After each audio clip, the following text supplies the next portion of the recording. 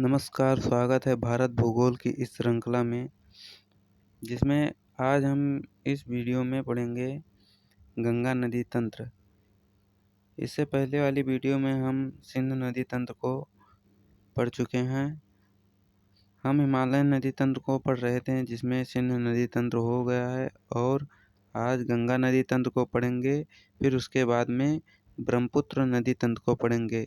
मुख्यतः जो हिमालयन नदी तंत्र है वो 3 भागों में बांटा गया है। जो एक सिंधु नदी है जो पश्चिम में बहती है, पश्चिम में है, और जो गंगा नदी है वो मध्य हिमालयन में है, और जो ब्रह्मपुत्र नदी है वो पूर्वी हिमालयन क्षेत्र में उसका विस्तार है। जैसा कि हम सिंधु नदी तंत्र को देख चुके हैं, और हम आज गंगा नदी तंत्र को इस क्लास में देखेंगे।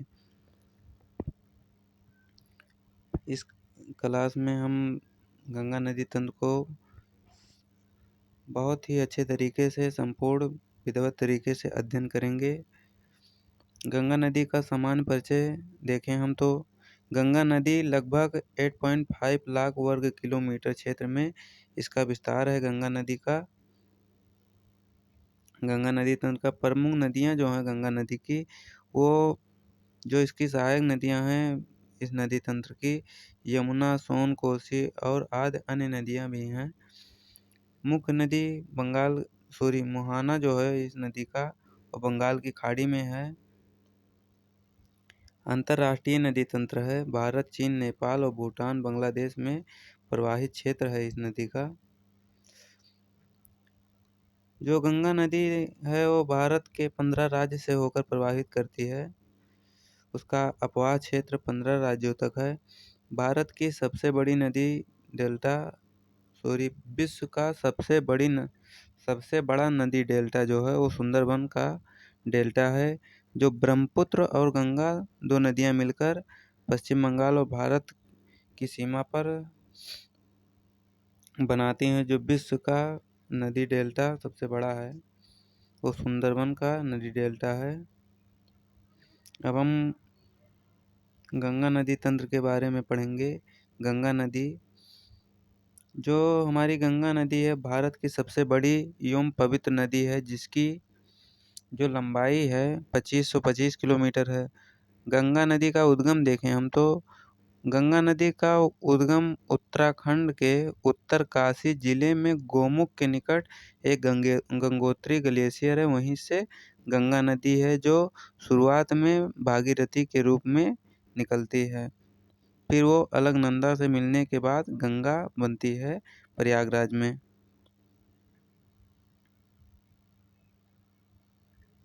प्रयागराज में नहीं, देवप्रयाग में मिलती है गंगा। भागीरथी और अलकनंदा मिलकर देवप्रयाग में गंगा नदी का निर्माण करते हैं।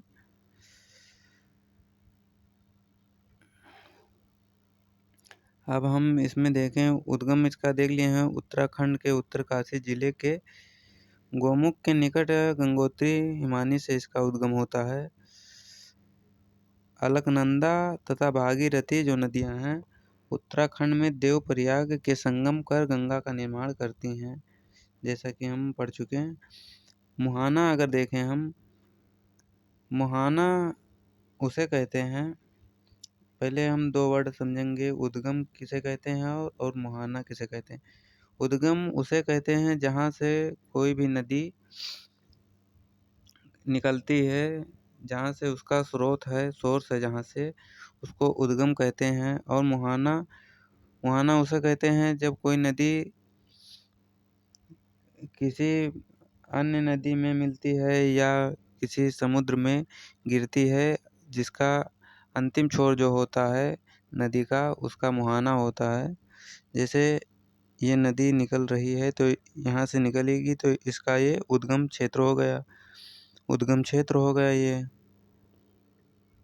और जो यहाँ तक नदी बहकर आई और यहाँ एंड हो गई, तो ये या तो किसी बड़ी नदी में मिल जाएगी या अपने जल को किसी सागर या झील में प्रवाहित कर देगी, तो ये इसका मुहाना हो गया। जहाँ से नदी निकलती है उसे उद्गम स्थल कहते हैं, और जहाँ पर नदियाँ अपने जल को प्रवाहित या ड्रेन करती हैं उसे हम मुहाना कहते हैं। इसी प्रकार गंगा नदी का जो उद्गम होता है उत्तराखंड के उत्तरकाशी जिले में गंगोत्री ग्लेशियर के गोमुख से होता है। गोमुखी ग्लेशियर गोमुख के निकट गंगोत्री हिमानी से जो, और इसका जो मुहाना है वो बंगाल की खाड़ी में है, एक डेल्टा का निर्माण बनाती है। उस डेल्टा का नाम है सुंदरबन का डेल्टा, जो विश्व का सबसे बड़ा नदी डेल्टा है। जो सुंदरबन का डेल्टा है उसका जो निर्माण है वो 2 नदियाँ मिलकर करती हैं, ब्रह्मपुत्र और गंगा नदी, जो पश्चिम बंगाल और बांग्लादेश वाले क्षेत्र में इसका विस्तार है पूर्णतः सुंदरबन डेल्टा का। अब हम गंगा नदी तंत्र में देखेंगे, उत्तराखंड में जो पंचप्रयाग है उसको पढ़ेंगे। पंचप्रयाग के बारे में बहुत ही अच्छे तरीके से अध्ययन करेंगे हम। पहले वैसे तो गंगा नदी का उद्गम स्थल कहा जाता है कि उत्तराखंड के उत्तरकाशी गोमुख के निकट गंगोत्री ग्लेशियर से होता है, लेकिन इस गंगा नदी के निर्माण में कई प्रक्रियाएं होती हैं जिसको हम देखेंगे कि गंगा नदी तंत्र और गंगा का जो निर्माण होता है कैसे, कहाँ कहाँ, किसके मिलने से हुआ है, किस किस स्थान पर। तो अभी हम विधिवत से देखेंगे। धौली गंगा और अलकनंदा कहाँ मिलती हैं? विष्णुप्रयाग में। धौली गंगा और अलकनंदा 2 नदियाँ हैं जो विष्णुप्रयाग में मिलती हैं। नंदाकिनी और अलकनंदा वो नंदप्रयाग में मिलती हैं। पिंडर और अलकनंदा कर्णप्रयाग में मिलती हैं, और जो मंदाकिनी और अलकनंदा हैं वो रुद्रप्रयाग से मिलती हैं। भागीरथी और अलकनंदा देवप्रयाग में मिलती हैं, और इन्हीं 2 नदियाँ मिलकर गंगा नदी का निर्माण करती हैं। राज्य की बात करें तो गंगा नदी तंत्र का जो विस्तार है उत्तराखंड यूपी में सर्वाधिक है गंगा नदी का जो अपवाह क्षेत्र है, और इसके साथ साथ में बिहार, झारखंड में सबसे कम जो गंगा नदी का अपवाह क्षेत्र है। पश्चिम बंगाल, भारत में जो नदी का प्रमुख विस्तार है उत्तराखंड, यूपी और बिहार, झारखंड में कम है, और पश्चिम बंगाल में इसका अपवाह क्षेत्र है जो अधिक है। गंगा नदी को भारत की लाइफलाइन कहा जाता है, क्योंकि गंगा नदी के द्वारा निर्माण किए गए मैदान में अधिक उपजाऊ होने के कारण सघन बस्तियां बसी हैं, जिससे भारत की अधिक पॉपुलेशन वहाँ पर निवास करती हैं, और उनका जो कृषि भूमि है वो अधिक उपजाऊ हो जाते हैं गंगा मैदान में, जिससे भारत की बहुत सी जनसंख्या गंगा नदी क्षेत्र में रहती है और अपने रोजी रोटी को वहीं से चलाती है। अब हम देखें इसकी सहायक नदियाँ। गंगा नदी की सहायक नदियाँ उसे कहते हैं जो मुख्य नदी होती है और उसमें कोई दूसरी नदी आकर मिल जाती है मुख्य नदी में। तो जो आकर मुख्य नदी में मिलने वाली नदियों को सहायक नदियाँ कहते हैं, सहायक नदी कहते हैं। और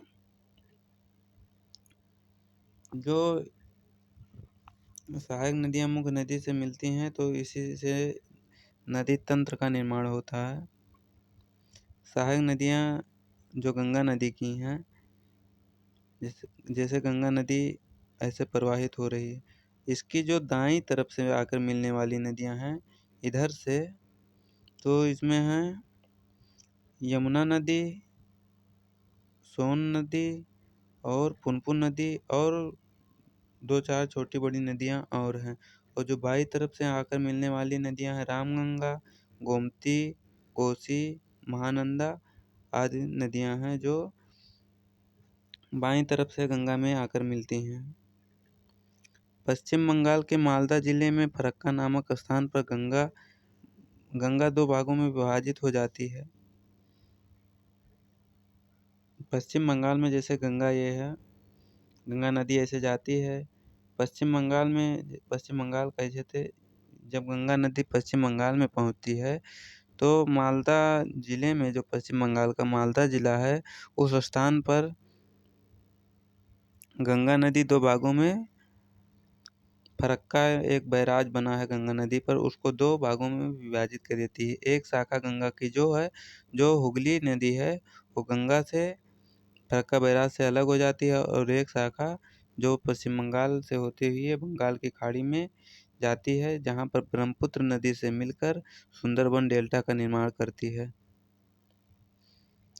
गंगा नदी में बैक्टीरियोफेज नामक विषाणु पाए जाते हैं, जो गंगा नदी में पानी को स्वतः शुद्ध करते रहते हैं। जैसा कि कहा जाता है अब गंगा नहीं रह गई, अब गंगा गंदी हो गई है।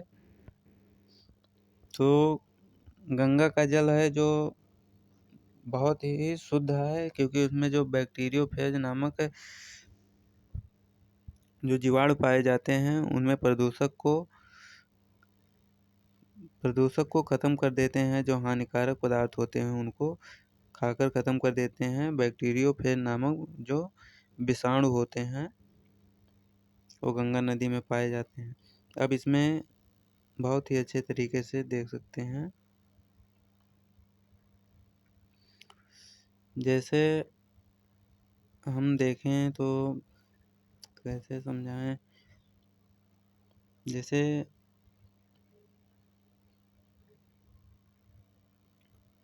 उत्तराखंड में, जैसे उत्तराखंड का क्षेत्र है, उत्तराखंड में बद्रीनाथ, केदारनाथ, गंगोत्री और यमुनोत्री ये ग्लेशियर हैं। उत्तराखंड में जो हैं यमुनोत्री, गंगोत्री, केदारनाथ और बद्रीनाथ, ये 4 ग्लेशियर हैं जो बद्रीनाथ ग्लेशियर से एक नदी प्रवाहित होती है जिसका नाम है अलकनंदा। और अलकनंदा जो है, इसमें एक सेकंड, इसमें एक नदी जो है अलकनंदा में, वो बाएं तरफ से आकर मिल जाती है धौली गंगा विष्णु प्रयाग में। फिर एक नदी आकर मिलती है नंदाकिनी नंद प्रयाग में, जो अलकनंदा से आकर मिलती है नंदाकिनी नंद प्रयाग में। और फिर एक बाएं तरफ से एक नदी और आकर मिलती है जिसे पिंडर कहते हैं, ये कर्णप्रयाग में अलकनंदा नदी से आकर मिलती है। और दाईं तरफ से केदारनाथ ग्लेशियर, जो केदारनाथ है पहाड़ी, वहीं से मंदाकिनी नदी निकलती है, जो रुद्रप्रयाग में अलकनंदा से मिल जाती है। गंगोत्री ग्लेशियर से भागीरथी नदी निकलती है, और ये जो भागीरथी है ये अलकनंदा है, ये वाली नीली वाली है, तो ये आकर मिल जाती है गंगोत्री ग्लेशियर से। जो भागीरथी है नदी है, वो देवप्रयाग में गंगा से मिलने के बाद में देवप्रयाग में अलकनंदा से मिलने के बाद में ये गंगा नदी बनती है। एक बार फिर से देख सकते हैं, बद्रीनाथ से अलकनंदा नदी निकलती है, बद्रीनाथ से अलकनंदा नदियाँ ऐसे निकली अलकनंदा नदी। फिर उसके बाद में फिर जो बाएं तरफ से मिलने वाली नदियाँ है, धौली गंगा ये विष्णु प्रयाग में आकर मिलती है। जैसे 5 प्रयाग हैं, जिसे हम विष्णु प्रयाग, पंच प्रयाग के नाम से जानते हैं। विष्णु प्रयाग, नंद प्रयाग, कर्ण प्रयाग, रुद्र प्रयाग, देव प्रयाग।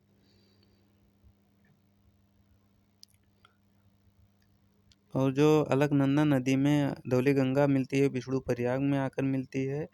और नंदाकिनी नदी जो मिलती है नंद प्रयाग में, अलकनंदा से मिलती है यहाँ पर। और जो पिंडार नदी है वो कर्ण प्रयाग में अलकनंदा से मिलती है। रुद्रप्रयाग में मंदाकिनी नदी मिलती है जो केदारनाथ से आती है, और जो गंगोत्री नदी से आती है वो भागीरथी नदी है, जो वास्तव में गंगा के नाम से जाना जाता है। और जो भागीरथी नदी है गंगोत्री से निकलकर यह अलकनंदा में देवप्रयाग में आकर मिलती है। फिर उसके बाद में इस नदी को गंगा नाम दिया जाता है।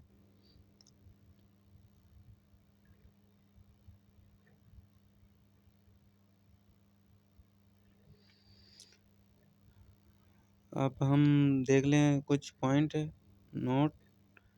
गंगा नदी की जो समस्या है, अत्यधिक प्रदूषित है ये।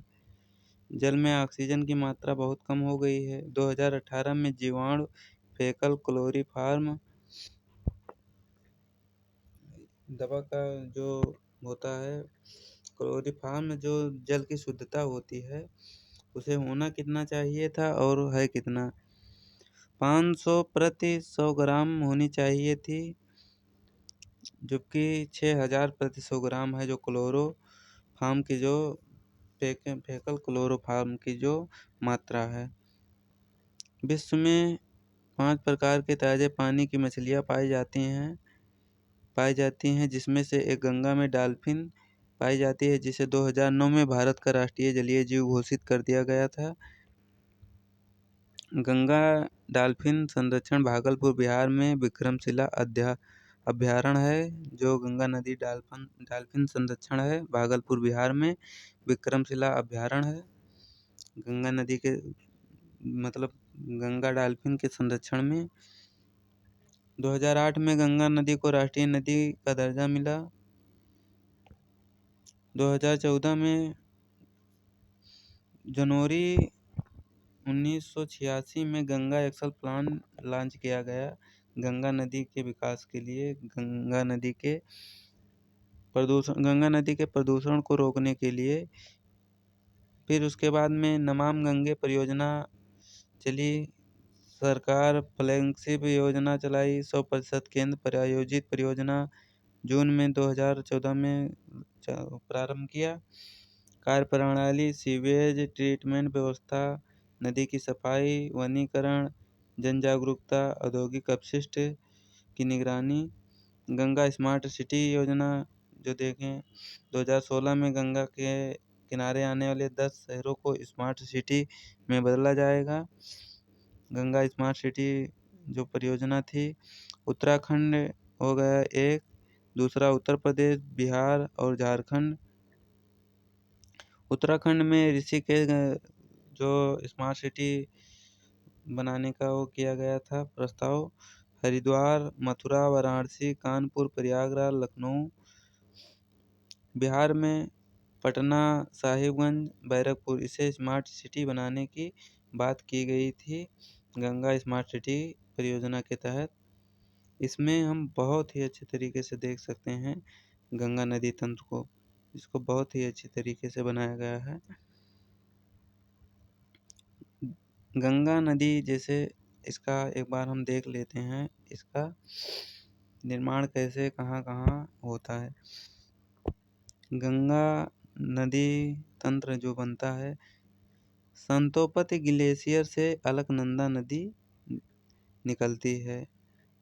सिंगल नदी संतोपति ग्लेशियर से अलकनंदा नदी प्रवाहित हुई, ये समझ लीजिए गंगा नदी अलकनंदा नदी है। फिर उसके बाद में विष्णुप्रयाग में एक नदी आकर मिलती है, धौली गंगा। फिर उसके बाद में एक नदी नंदाकिनी है जो नंदप्रयाग में आकर मिलती है। और ये भी याद रखिए ये बाएं तरफ से मिलने वाली नदियां हैं जो। और एक तीसरी नदी जो है जो पिंडर नदी है वो कर्णप्रयाग में आकर अलकनंदा से मिलती है। फिर उसके बाद हम देखें तो फिर जो दाईं तरफ से आकर मिलने वाली अलकनंदा नदी है, केदारनाथ से निकलकर मंदाकिनी नदी जो है वो रुद्रप्रयाग में अलकनंदा से मिलती है। फिर उसके बाद में गंगोत्री ग्लेशियर से भागीरथी नदी निकलती है और देवप्रयाग में अलकनंदा नदी से मिलती है। फिर उसके बाद में गंगा नदी का निर्माण होता है जब अलकनंदा नदी से भागीरथी नदी आकर देवप्रयाग में मिलती है। गंगा नदी सबसे पहले मैदानों में ऋषिकेश में प्रवेश करती है, हरिद्वार में। फिर उसके बाद में गंगा नदी का निर्माण होता है। अब इसी में हम पहले देख लेते हैं। फिर जब गंगा नदी का निर्माण देवप्रयाग में हो जाता है तो सबसे पहले मैदान जो है ऋषिकेश में मैदान में दिखती है पहाड़ों से। फिर उसके बाद में मैदान में उतरती है गंगा नदी और गंगा नदी का विस्तार ऐसे चला जाता है ऐसे यहाँ तक। अब यहाँ पर गंगा नदी का निर्माण हुआ। अब हम गंगा नदी तंत्र को पढ़ेंगे। इतना तो गंगा के निर्माण की प्रक्रिया थी कि गंगा निर्माण कैसे हुई। गंगा का निर्माण तब होता है जब भागीरथी नदी अलकनंदा नदी से देवप्रयाग में आकर मिलती है, जैसा कि हम कई बार पढ़ चुके हैं। बार बार इसलिए बोलता हूँ कि चीज़ें याद हो जाएं आसानी से। और इसमें हम देखें जैसे कोई नदी है प्रवाहित हो रही है ऐसे तो कुछ नदियाँ दाईं तरफ से आकर मिलेंगी, कुछ नदियाँ बाईं तरफ से आकर मिलेंगी।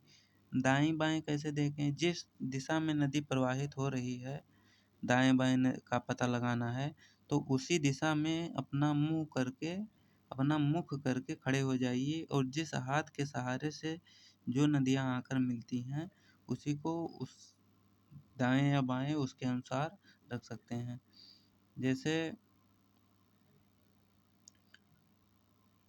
जैसे कोई खड़ा है नदी का, ये कोई बंदा खड़ा है और इसके दो हाथ हैं, एक इधर एक इधर। तो जो इसका हाथ है इसकी दिशा के अनुसार तो ये बायां हाथ है और ये दायां हाथ है इसके अनुसार। तो इस प्रकार दाएं बाएं को देखा जाता है।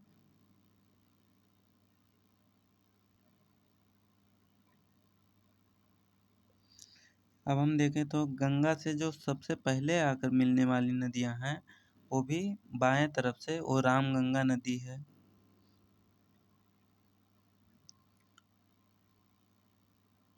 जो कन्नौज में आकर मिलती है उत्तर प्रदेश में रामगंगा नदी। गंगा की सबसे पहले सहायक नदी और सबसे अंत सहायक नदी है। जो पहले सबसे गंगा की सहायक नदी वो रामगंगा है और महानंदा इसकी आखिरी सहायक नदी है। इसमें हम देखें जो रामगंगा नदी है वो कन्नौज में आकर गंगा नदी से मिलती है। फिर उसके बाद में दूसरी नदी को हम देखें तो पहले हम इसको देख लें बाएं तरफ से आकर मिलने वाली गंगा में आकर मिलने वाली नदियाँ, जिसमें सबसे पहले आकर गंगा में मिलने वाली नदियाँ जो रामगंगा है वो कन्नौज में आकर इससे मिलती है। फिर उसके बाद में गोमती नदी है। गोमती नदी के बाद में एक घाघरा नदी है जिसे सरयू भी कहा जाता है। और राप्ती और शारदा से मिलकर घाघरा नदी है जो छपरा बिहार में आकर गंगा नदी में मिलती है। फिर उसके बाद में गंडक है। फिर उसके बाद में गंडक जो नदी है जो त्रिशूल गंगा और काली गंडक से मिलकर निर्माण इसका होता है। फिर उसके बाद में कोसी नदी है। कोसी, गंडक, घाघरा और गोमती, रामगंगा, ये जो गंगा की हैं वो बाएं तरफ से आकर मिलने वाली प्रमुख नदियां हैं। दाएं तरफ से आकर मिलने वाली प्रमुख नदियों में सबसे बड़ी गंगा की जो सहायक नदी है वो यमुना नदी है जो यमुनोत्री ग्लेशियर से निकलती है और प्रयागराज में मिलती है। गंगा नदी से प्रयागराज में आकर मिलती है। और जो दाएं तरफ से मिलने वाली नदियां हैं कर्मनाशा है, सोन नदी है और एक नदी पुनपुन है, जो गंगा की दाएं तरफ से आकर मिलने वाली सहायक नदियां हैं। अभी इसको हम बहुत ही अच्छे तरीके से नोट्स के सहारे समझेंगे। जो ऊपर बताया था, गंगा का नदी पश्चिम बंगाल में 2 शाखाओं में बढ़ जाता है, तो ये पश्चिम बंगाल में एक शाखा इधर हुगली की आ जाती है, जिसके जिसके तट पर कोलकाता बंदरगाह स्थित है, जिसे पूर्व का लंदन भी कहा जाता है। और एक शाखा जो चली आती है, ये बंगाल की खाड़ी में आकर अपने जल को ड्रेन कर देती है और सुंदरबन डेल्टा का निर्माण करती है।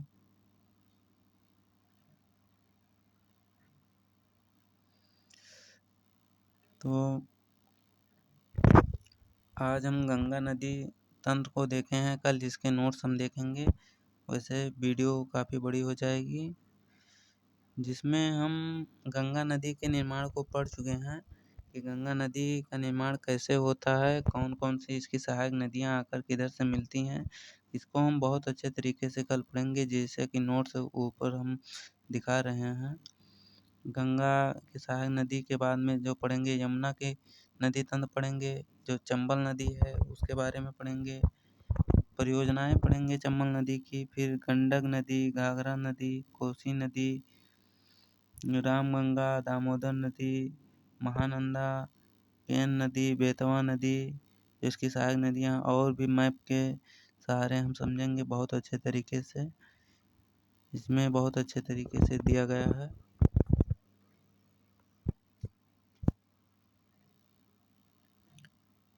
यमुना नदी तंत्र पढ़ेंगे, फिर सोन के बारे में। फिर ये सबसे अच्छा तो ये है, इसमें बहुत ही अच्छे तरीके से समझ जाएंगे गंगा नदी तंत्र को, ये मैप के सहारे। तो आज के लिए इतना ही, कल ही पढ़ेंगे। धन्यवाद।